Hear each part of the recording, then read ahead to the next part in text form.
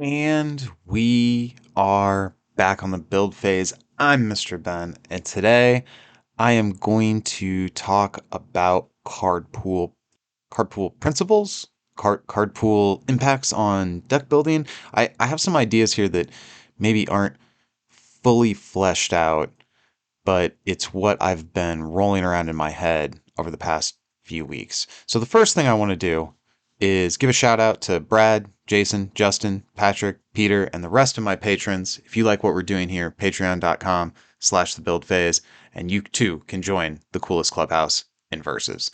Okay, so recently I participated in the Aces and Eights Superior Genetics tournament. Now, I want to be clear up front that I'm going to say some things about the event, but they're not meant to actually be criticisms. Like, I went into this with a certain set of expectations, and no tournament organizer is required or expected to meet the expectations of any one random player. So just, full respect to those guys for the event. But when I signed up for this event and it was billed as X-Men versus Brotherhood, my assumption was that would be the card pool. And I thought, oh, this is kind of cool. We're going to see X-Men and Brotherhood cards from back in the day, which maybe haven't had the best chance to shine. And we'll mix them with some of the new House of X stuff, which I basically completely stopped playing with as soon as Mortal Kombat and The Boys and AEW. Like, there's been so much good photographic stuff. I haven't really given the House of X stuff its due, and I've barely even touched the new Cosmic Arc. So I thought, okay, cool. I'll jump into Illustrated, play with this House of X stuff. But then I came to find out that this was not a card pool that was restricted to X-Men and Brotherhood. It was an X-Men or Brotherhood main character, but then an open card pool, which we've seen formats like this before in the past. So this wasn't, a huge shock, but it didn't track with my expectations. Then, and of course, everybody's immediate reaction is, okay, well, you're going to play Kate, Pixie Max, these kind of alt win conditions. So they banned alternate win conditions, which I thought was good because who wants to play every single round against the same Maximus, like nonsense. But they also banned the mutant loyalty plot twist. So this resulted in, maybe predictably is too strong a word, but I had the sneaking suspicion that a lot of people were going to be on Kate trying to play X-Men. Oh, that was another element of this. You had to have an X-Men and a Brotherhood deck ready to play, and then it was a coin flip, and whoever won, or well, a dice roll, whatever, randomly, you decide who gets to pick, and the other person has to play the other faction, which I thought was probably the coolest part of the event, is bring these two decks, and you don't know which one you're going to play. Now, one of my rounds I didn't get to play because of a family emergency. That's on me. Apologies to my opponent and the tournament organizers for that matter. I always feel really bad when I fail to get a round in. But out of the games that I played, I think I played X-Men every single time. And I didn't play Kate, but I was not innocent. My hands aren't clean here because I was playing X-23 with a bunch of ramp and trying to get up to Dark Phoenix, Galactus, Walrus battle type stuff, which is not the healthiest play pattern in the world. I mean, I had one game where I think X-23 had 19 health by the end of it. I used 7 out of 8 greens to heal with her. So it led to these like really broken interactions. And I none of this, again, I want to underline, this is not meant to be a critique of the format or a criticism of what the aces and eights guys are putting on. I think the format's fine, the format's fun, but this is what pushed me into thinking about how I was surprised a little bit that my excitement level diminished when I realized how open the card pool was going to be. And I think that's paradoxical. Like, it's counterintuitive as card players. Let me start this sentence over. All of us get excited when new cards come out, even when it's an expansion that we're not really into. AEW being an example of maybe the most divisive expansion ever, like old hardcore versus players saying, I'm going to skip this one because of the IP, and then an army of brand new players coming into the game because of the IP.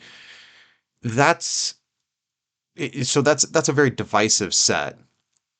But even if it's not the set for you, it created like buzz and hype and excitement in the community. And that's just one example.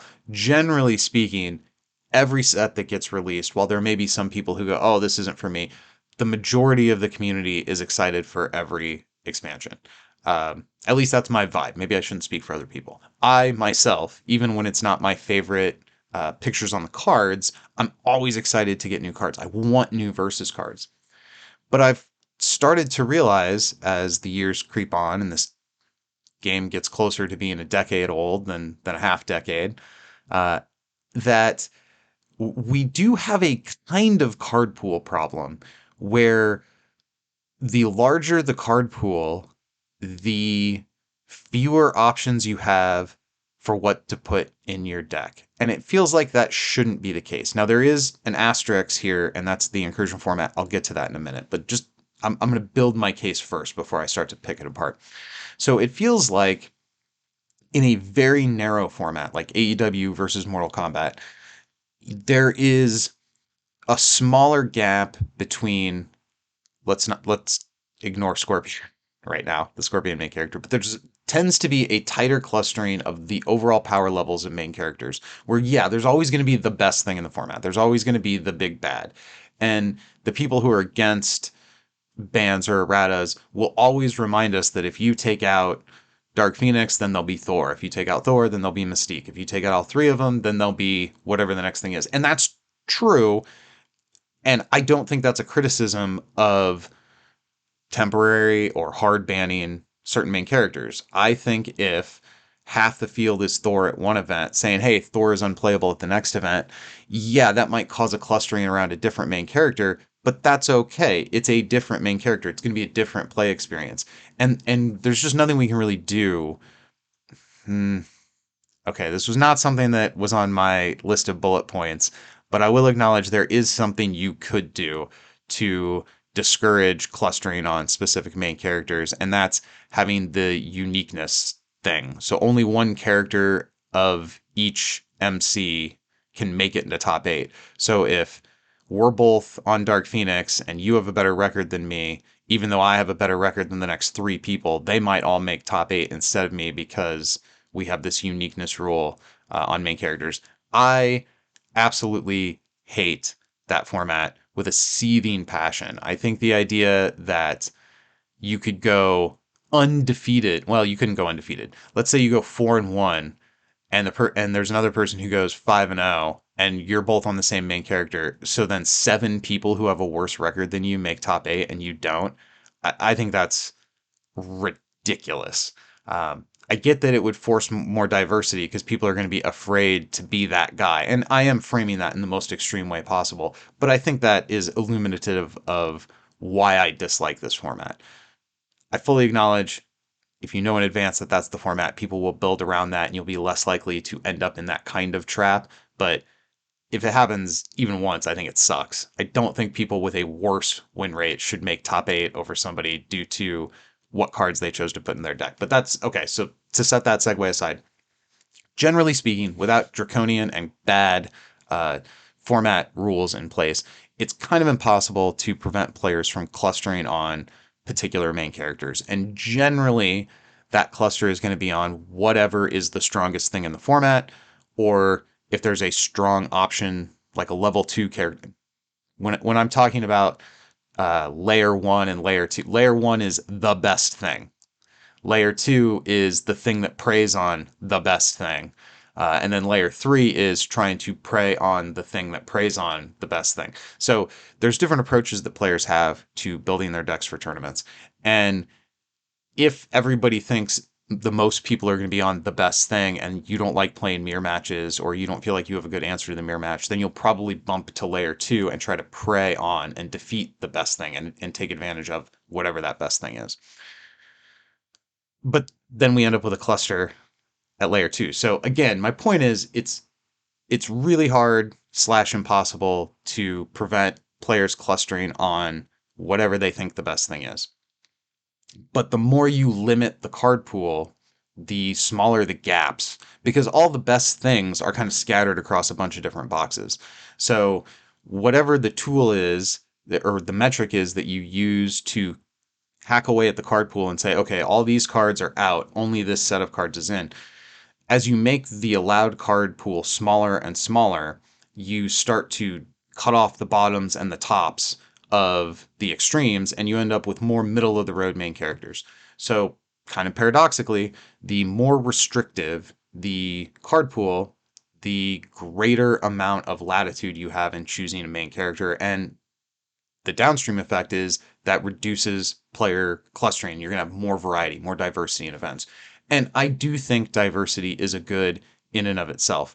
Now, let me asterisk that with different formats are going to have different intentions. If what we're trying to do is figure out who the best player in the world is, I don't think we should have a format that is focused on trying to encourage main character diversity, like say at the Gen Con table. That's not the place for that.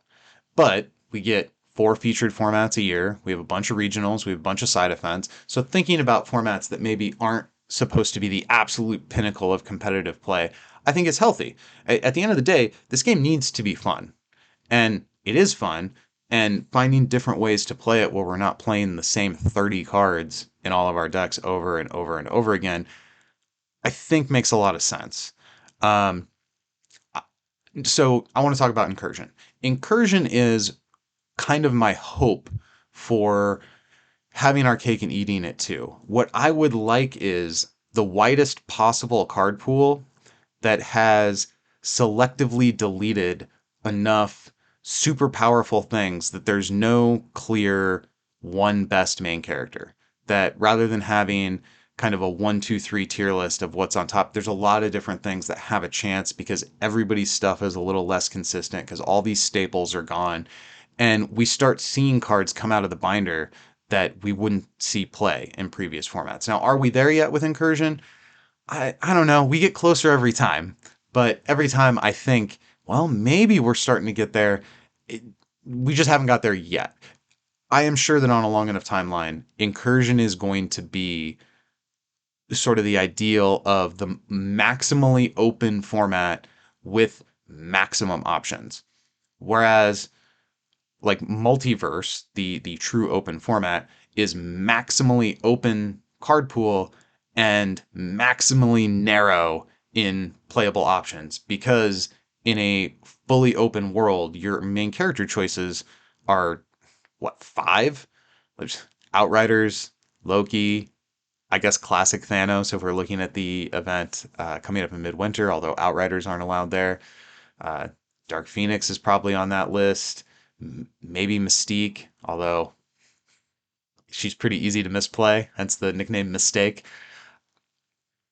And I do want to see formats where the big bad cards get to be played. The thing is, we've seen those formats. We've seen a lot of these main characters for years and years performing, overperforming, doing lots of different. Like, I want to see new stuff and not just new stuff because I tore open a package and I have actual new cardboard in my hands, but some of these other main characters that were maybe like B tier in 2018, as Incursion churns along, stuff like Black Bolt is maybe going to have a chance to come back and shine. Maybe. The risk with Incursion is that some of these lower tier main characters, in order for them to compete, they need the staples that are now being deleted. So I can see a world where Incursion just becomes kind of a race to the bottom of inconsistency.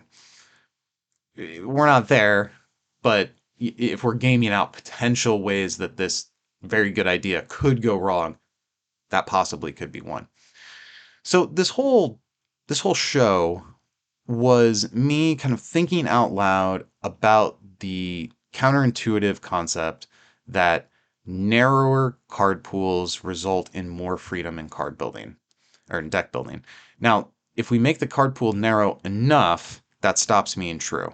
Like if I give you, and that was the criticism of the battle, what was that format called? Battle Royale, Battles Royale. It doesn't really matter. But the one battle box format, the criticism is it's super predictable. You know, if you only have 4 3 drops to choose from, the best one is going to rise to the top pretty quickly. Now, maybe it's not the same 3 drop in every deck you build out of that box, but depending upon the main character, there's almost always going to be a clear option that leads to more linear gameplay and that leads to more predictable stuff, which is not where we always want. Part of the fun of playing versus is when our opponents can surprise us and we can surprise them. So I fully concede that a small enough card pool results in very narrow, unfun deck building. It's paint by numbers deck building. You just have to play this because this is the best thing in your pool of two 7 drops to choose from. But there's a point where that stops being true. So I guess my hypothesis is that there's a sweet spot of narrowing the card pool enough that we've sort of sanded the OP edges off the top, and what remains is close enough in power level that natural diversity of main characters can happen because there's multiple things. Like maybe I like to play aggro, so there is a clear best main character in the card pool for me. It's the most aggro guy, but the clear best mid range main character in the card pool would be the best card for you. So that's not to say there aren't still cards that are best for each individual player, but it's not like, hey, you have to play Rogue, you have to play Mimic, or you're not taking it seriously. And I know some people would challenge that characterization. That's not totally fair. But the general idea that a lot of our competitive events boil down to a list of, I'll be generous, 5 or fewer main characters are the ones that you really need to know in and out because you need to know what you're playing as and you need to know what you're likely to play against. And then everything else is somewhere below that. Not every, but a lot of our events kind of boil down to that sort of list. It's one of the things that makes what the Buckeye League does so interesting is that it forces diversity in this main character draft way. Now that can lead to some really feels bad situations when you get a draft of a main character that's not great and you're playing against the person who drafted the best thing in the format and you just get smoked. Like that can happen. And I'd like to see formats where that happens the least. So again, I have this almost like I'm so conflicted here because I want to see formats where we have access to the largest possible number of cards. But I also acknowledge if we do formats by these teams or these sets, that's how broken stuff sneaks in. So it seems to me that this is a 20-minute ramble for me to come down on the idea that I think Incursion is really doing what I want to see as a player, what I want to participate in as a player, is giving me a wide open format with targeted bans, deleting the things that cause players to tend to play the same decks. And this has always been a criticism, even back in the day when we were talking about the most pernicious main characters. There were people who were like, "Well, it's not really the main characters that are the problem. It's the supporting characters and the staple cards that everybody has in their deck," which I completely agree with. It gets pretty exhausting when you play against decks that all run Iceman on 1, all run Lilith on 4, all run Match on 2. There's a bunch of staples that we can point to and say, oh, this card is great in every single deck. Some of these are more annoying than others. I think a card like Kane is a perfectly fine staple. It doesn't do like a disgusting thing. It does a really useful thing that helps you advance your win condition. That's fine. I think a card like Iceman is a little bit more of an annoying staple because it's reaching across the board and generally speaking, disruption effects are always going to feel more annoying than setup effects. Just that's the nature of card games. But that again, I'm not saying I don't think we should have disruption effects, but all this has to be kind of baked into the same cake.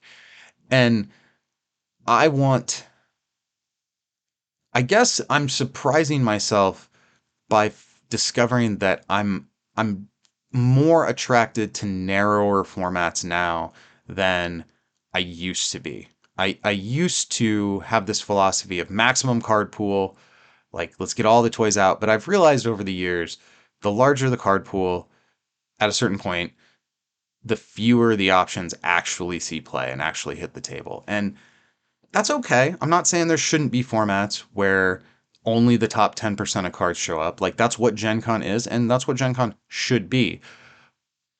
But for me as a player, that's not the only way I want to engage with this game.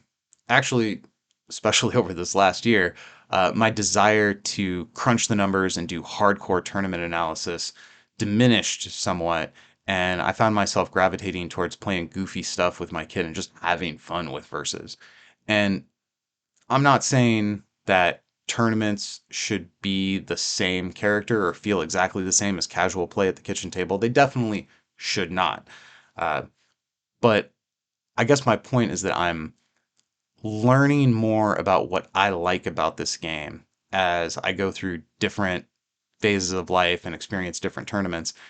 And the the conclusion that surprised me, I've said this, I've used counterintuitive too many times in this podcast, but the counterintuitive place where I've landed is that I think there is more deck building freedom in smaller formats,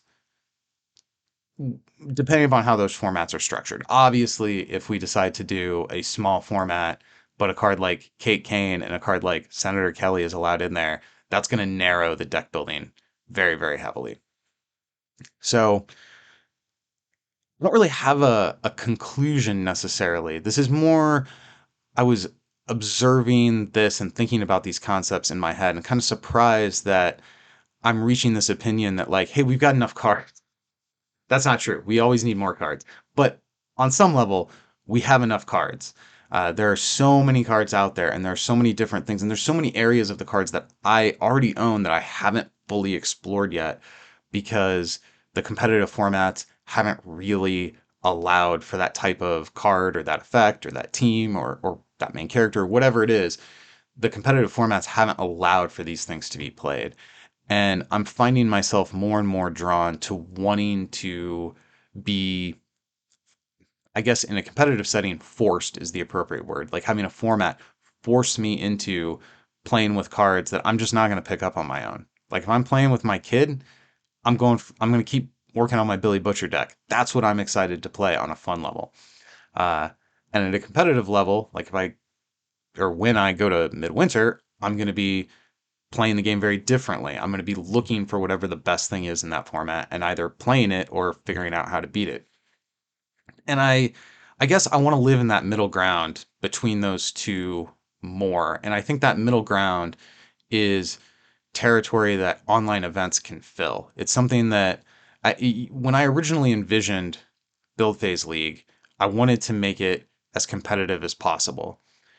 And then we also were like, well, we want to do a casual league. And what happened in the casual league way back in season two, for those who weren't around 100 years ago, is everybody came super try hard. People came to the casual league playing the best stuff still. And some players even talked about how the casual side of the games were like training for the try hard side of the games.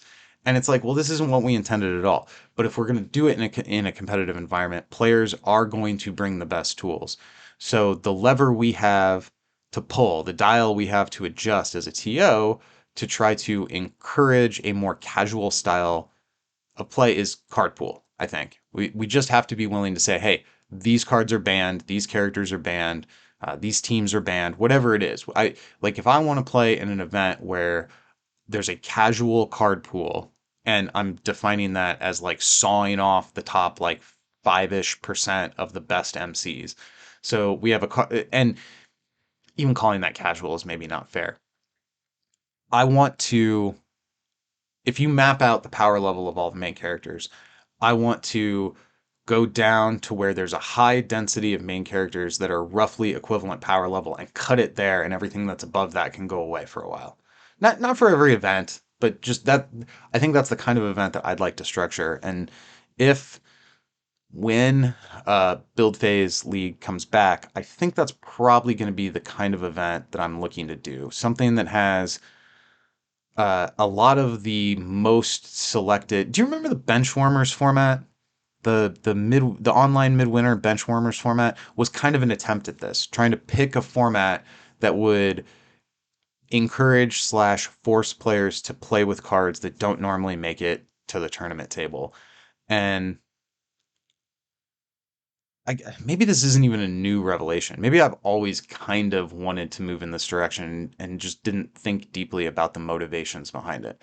But that's what I've been thinking about over the last few weeks as I play in the Superior Genetics tournament and see, well, and even I'm seeing other players play the same cards that I've seen a million times, and I myself am playing the same cards that I played a million times. And very little of the newer stuff made it into the decks. And I want, I mean, I guess Magic solves this problem by just saying, hey, you got to play with the last 2 years of cards, and that's it. But that doesn't fit well with actually what I want to do. Because if the last 2 years of cards, for instance, includes Kate, a bunch of people play Kate, or to be honest, Flash Thompson was a problem in the second chance format the first time around. There, Invisible Woman. So there's still these busted cards, and I suppose the counter argument would be like, well, there's always going to be a best thing. So if you delete those things, then there's just going to be the next best thing that everybody crowds around. But I hypothesize that if you delete far enough down the tier list, you'll eventually hit a point where the extremes of the power level have been cut off so much that now all these main characters are roughly on the same playing field, or even enough power level that natural diversity will occur. So that's a format that I think I'm excited to play in, and I guess I'm just a little surprised at how over the years I've gone from like, we need more cards, to now I'm starting to feel like really the attention I want paid is to reducing cards. It's kind of funny. This is a good problem to have. Honestly, this is a good place for the game to be. We have such a massive card pool that it's almost confusing to keep track of all of it. Well, it can be confusing to keep track of all of it, not almost. Uh, and I just want to see more of it hit the table. I want to have the experience of my opponent playing a card and me going, hey, what does that do? More often. I like that experience. I like when my opponent plays something and I'm not immediately familiar with and have the card memorized and have 900 memories of testing against it in my head. I think that's cool. Asterisk, the opponent needs to explain the card correctly. If you know, you know. So this is kind of where I guess I'm going to leave it. This has been a bit of a rambly show, but I just wanted to share where my thoughts were at on. I think the problem, if we even assign the word problem that I have here, and again, problem might be too strong of a word. The observation that I have here is kind of surprise at the ever expanding card pool resulting in the degree of clustering that we have. And I think that's a testament to how far out of the average some of our main characters, some of our supporting characters, how far out of bounds some of these cards get. And I've said many times on the show that I am a person who appreciates big swings. I like big chances. I like when Super Awesome Games goes for something crazy and wild. And sometimes we get a really cool but reasonable card like Wyatt. And sometimes we get a card that is so unreasonable that it actually drains some of the fun out of playing the game when you have to deal with it. Looking at Senator Kelly. Well, not just Kelly, but Kelly plus Kate combined. Being able to turn one Kelly is something that I feel like should never have been allowed. So, but I don't want Super Awesome Games to stop taking those big chances, making those impactful cards, doing these wild things. Like, please bring that on. But I'd like to see the after, like the tournament scene. And again, not every format, not every TO, not every event, but I'd like to see more events kind of take the incursion line, but like to a much more extreme degree. Like, we're going to delete every main character that's ever made a top eight. That would be a format that I think would be really interesting. Maybe it wouldn't be good enough because maybe there's toxic stuff out there that hasn't yet had the opportunity to make a top eight. But this is where I am now at.